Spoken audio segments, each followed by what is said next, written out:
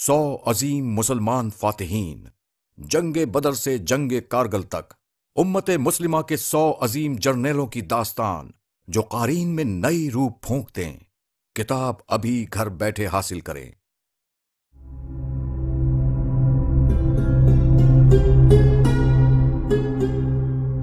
बिस्मिल्लाहिर्रहमानिर्रहीम। हज़रात, कुरून उला यानी उम्मत मुसलमा का सुनहरी दौर, एक ऐसा दौर जिसके हर जर्रे और हर महक का रंग अनोखा था।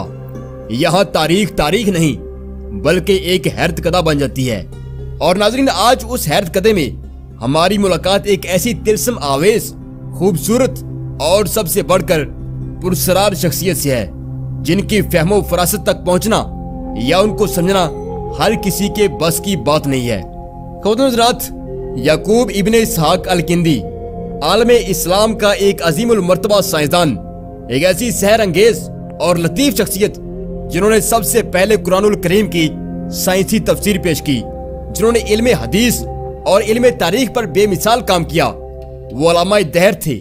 Physics, chemistry, medical, psychology, universe expert, weather expert, education expert, philosophy, इल्मुल मनाजरा, इल्मुल मनाजर। नाज़रीन, वो एक ऐसा वजूद था जिसकी मिसाल देना मुमकिन नहीं है। वो एक सूफी और दरवेश था। हज़रात, चौंकाने वाली बात यह है कि उन्होंने इस्लामी दुनिया में म्यूजिक की बुनियाद रखी और म्यूजिक पर 8 किताबें लिखी। उन्होंने शराब की कई इकसाम इजाद की और उस पर 5 किताबें लिखी। नाज़रीन करम, अब आपका यकीनन माथा ठिनक चुका होगा कि एक आलमे दीन जो कुरान का मुफस्सर भी हो और हदीस का माहिर भी हो, वक़्त का मशहूर उस्ताद भी हो, वो बला हराम कामों में कैसे मुलव्वस हो सकता है। मगर ये सच है, अल-किंदी अपने ऊपर बहुत सारे सवाल छोड़कर गए हैं और वो सवाल अक्सर सोशल मीडिया वार में हमारे नौजवानों को घायल करते रहते हैं। हज़रात, मैं हूँ इमरान अदीब और हीरोज ऑफ इस्लाम सीरीज के दूसरे एपिसोड में आपको तहे दिल से खुशामदीद। आज हम कुरान उला की उस मुतनाज़ा मगर दिलचस्प शख्सियत को करीब से देखेंगे। आखिर शराब और म्यूजिक से एक आलमी दीन का क्या ताल्लुक हो सकता है।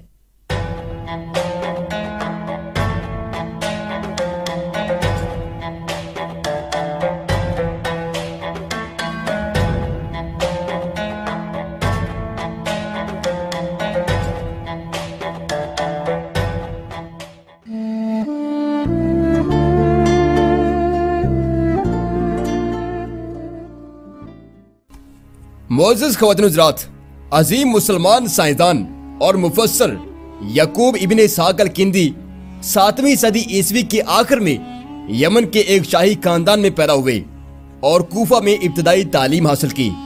नाज़रीन किराम, उन पर मजीद बात करने से पहले हमारा कुरान उला की उस मंजरनामे को समझना बहुत जरूरी है जिसने अल-किंदी के ज़हनी इर्तिका पर गहरा असर डाला। हज़रात, 8वीं सदी ईस्वी में उम्मत मुसलमा 2 बड़े इल्मी ग्रोहों में बढ़ चुकी थी। पहला ग्रोह क़दामत परस्त कहलाता था। उनके नजदीक साइंस, टेक्नोलॉजी और इस तरह के सब अकली उलूम दुनियावी मालूमात हैं जो फिक्र आखिरत से बागी करते हैं। इसके अलावा उनके नजदीक कुरान की तशरीह वही थी जो आम सीधी सादी बनती है। मसलन कुरानुल करीम में इरशाद बारी ताला है कि सब शजर, सूरज और पहाड़ सजदा करते हैं। अब अकली सवाल यह है कि किस तरह सजदा करते हैं, हमने तो कभी नहीं देखे। कदामत परस्तों के नजदीक बस सजदा करते हैं। इस पर गौर फिक्र करना कुरान से बगावत है, यानी मजहबी फिक्र को एक नए जाविये से देखना यकीनन कुफर था।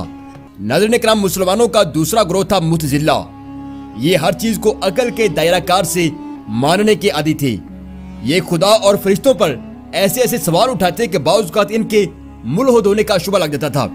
यकीनन आप कह सकते हैं कि ये आजाद ख्याल मुसलमानों का ग्रोह था। वैसे तो आजाद ख्याल मुसलमान आज भी हैं, लेकिन इनकी आजाद ख्याली यूरोपीय कल्चर के तहत है जो कि ज़हनी गुलामी की एक किस्म है। जबकि 1000 साल कबल आजाद ख्याल मुसलमान किसी तहजीब से मुतासर नहीं थे, बल्कि उनकी आजाद ख्याली एक बहुत बड़ी क्रिएटिविटी थी। नाज़रीन, यही वो ग्रोह है जिसने कुरान और हदीस की अकली तशरीह पेश करके उनसे साइंसी थ्योरीज और इजादात का सिलसिला शुरू किया। इसी ग्रोह ने अंधी तकलीद और नफ्सियाती तौर पर कमजोर करने वाले मजहबी किस्से कहानियों से बालातर होकर हर चीज को अकल और शऊर की बुनियाद पर परखने का फन ईजाद किया। नाज़रीन किराम, उम्मते मुसलमा के कदामत परस्त और मुतजिला दोनों ग्रोहों में कई इल्मी मार्के हुए। हम दोनों में से किसी एक को गलत या सही नहीं कह सकते, क्योंकि दोनों ही हमारे बुजुर्गों के ग्रोह थे और दोनों ग्रोह ही बहुत सारी जगहों पर ठीक भी थे और बहुत सारी जगहों पर गलत भी थे। ओवरऑल जहां एक तरफ मुतजिला फिक्र के मुसलमानों ने पूरी दुनिया के कुफर के सामने इस्लाम को अकली बुनियादों पर बेहतरीन दीन साबित किया, इस्लाम को सोशली और साइंसी बुनियादें फराहम की, इस्लामिक कल्चर को दुनिया का बेहतरीन कल्चर मनवाया, वहीं कदामत परस्त फिक्र के मुसलमानों ने इस्लाम की रूहानी असास को बेहतरीन अंदाज में मुनज़्ज़म किया। उन्होंने हदीस के मजमूए मुरत्तब किए। उन्होंने क़यामत तक के लिए एक महफूज और हर लिहाज से मजबूत इस्लाम दुनिया के हवाले किया। ख़ुद बस दोनों ग्रोहों में कुछ चीजों को लेकर इख्तलाफ था, मगर दोनों ही ओवरऑल इस्लाम के लिए आबे हयात साबित हुए थे। इन्हीं दो ग्रोहों के दरमियान यानी इन्हीं दो ग्रोहों की जंग में यकूब अल-किंदी अजीम मुसलमान साइंसदान यकूब अल-किंदी मंजर का हिस्सा बने। चूंकि मुसलमान साइंसदानों की अक्सरियत मुतजिला फिरके से थी, इसके अलावा यकूब अल-किंदी के वालिद मोहतरम मुतजिला फिरके के मुहद्दिस भी थे, लिहाजा अजीम मुसलमान साइंसदान यकूब अल-किंदी का ज़हनी इर्तिका भी अकल पसंद ग्रोह मुतजिला की मदारस में परवान चढ़ा। नाज़रीन किराम, अल-किंदी जब उरूज को पहुंचे तो उन्होंने पहली बार कुरानुल करीम की साइंसी और अकली तशरीह पेश की। उन्होंने लफ्ज रब्बुल आलमीन से कायनात की वुसअत का साइंसी नजरिया पेश किया। कुरानुल करीम में कई मुकामात पर दरख्त, पहाड़, सितारे और सूरज के सजदा करने का जिक्र है। इन्हीं आयात से उसने लॉज ऑफ फिजिक्स अखज़ किए, यानी सूरज, पहाड़ और दरख्त आखिर सब कैसे काम करते हैं। इनके सजदे से मुराद इनका इताअत करना है, इनके मदार हैं, इनका डेली रूटीन है, यानी ये कभी भी खालिक़े कायनात की दी हुई रूटीन से आगे पीछे नहीं होते। उसने हरकत और टाइम पर दिलचस्प नजरियात पेश किए। खुद अल-किंदी की सबसे ज्यादा दिलचस्पी आवाज में थी। यही वजह थी कि वो अक्सर आवाज पर तजुर्बात किया करते थे कि ये आखिर पैदा कैसे होती है और फासले कैसे तय करती है। जब बहुत सारी आवाजें मिलती हैं तो आखिर उनमें क्या तब्दीली पैदा होती है। जब गैर इंसानी आवाजों में इंसानी नगमे उभरते हैं तो सुनने वाले कानों में क्या हलचल पैदा होती है। यूं इस अजीम मुसलमान साइंसदान ने म्यूजिक की कई किस्में इजाद कर डाली।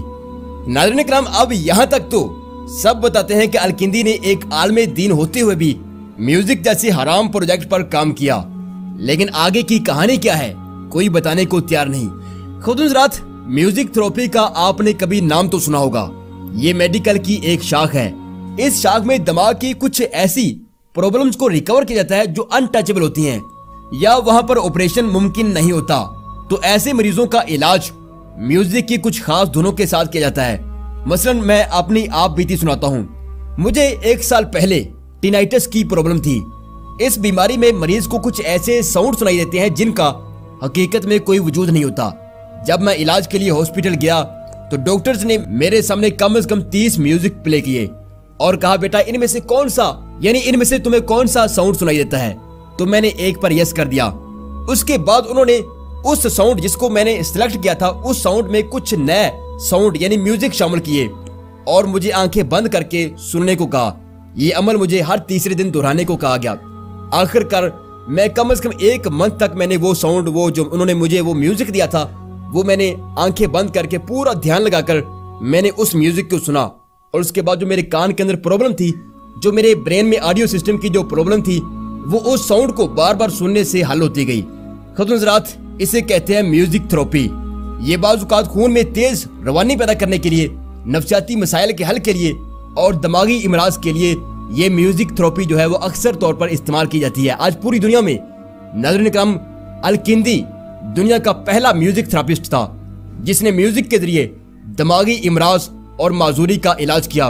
उसने कई बीमारियों की रिकवरी के लिए म्यूजिक की धुनें इजाद की, यहाँ तक कि नज़ा के आलम में फन से लोगों में जिंदगी की हरारत लौटने लगती थी। यानी वो इस कदर बड़ा म्यूजिक थेरेपिस्ट था।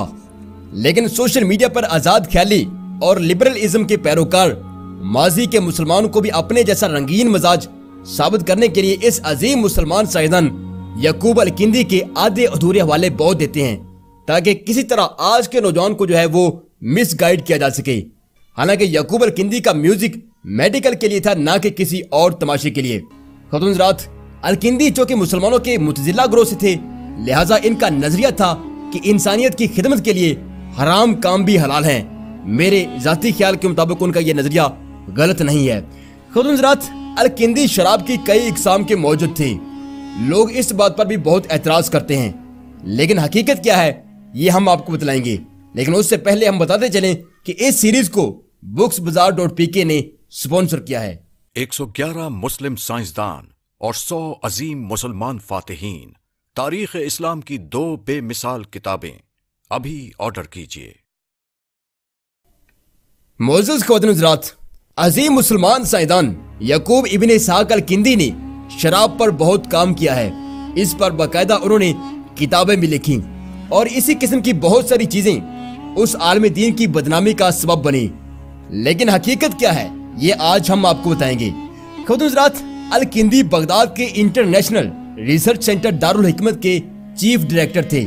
कुरान उला की उस अजीम रिसर्च सेंटर का काम जहां एक तरफ पूरी खिलाफत अब्बासिया के तालीमी निजाम को कंट्रोल करना था, वहीं दूसरी तरफ पूरी दुनिया के इल्म फन को कौमी जुबान अरबी में ट्रांसलेट करना भी था, ताकि तहकीक और जुस्तजू के सफर में उम्मत मुसलमान फलक पीछे छोड़ सके। यही वो इदारा है जहां से इब्ने सीना, इब्ने हजम, अल बिरूनी जैसे अजीम साइंसदान दुनिया की तारीख का हिस्सा बने।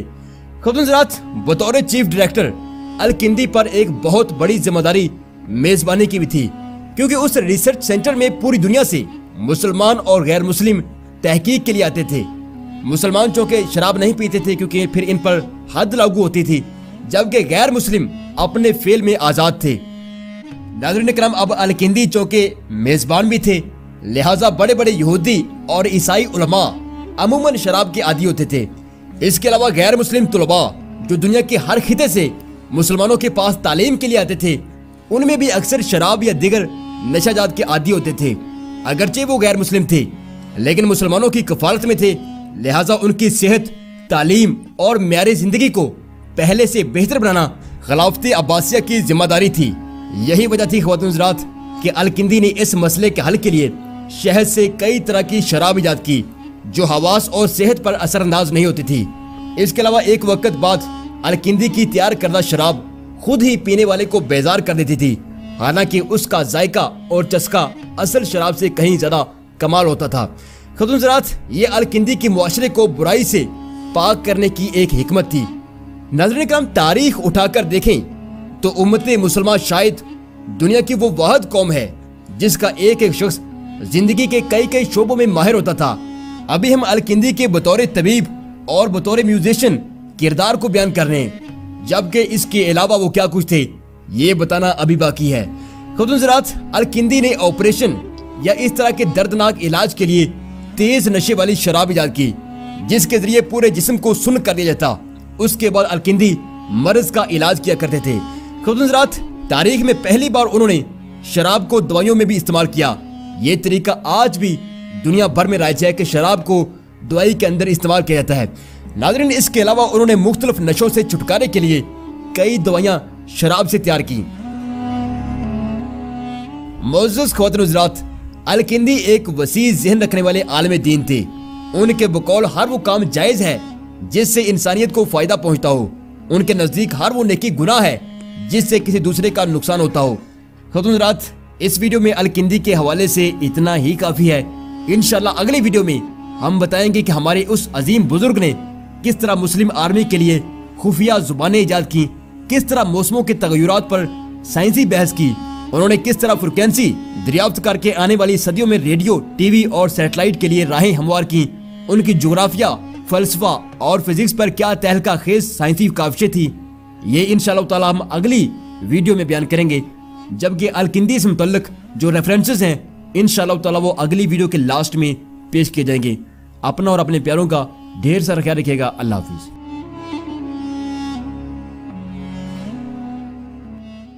111 मुस्लिम साइंसदान और 100 अजीम मुसलमान फातिहीन, तारीख इस्लाम की 2 बेमिसाल किताबें अभी ऑर्डर कीजिए।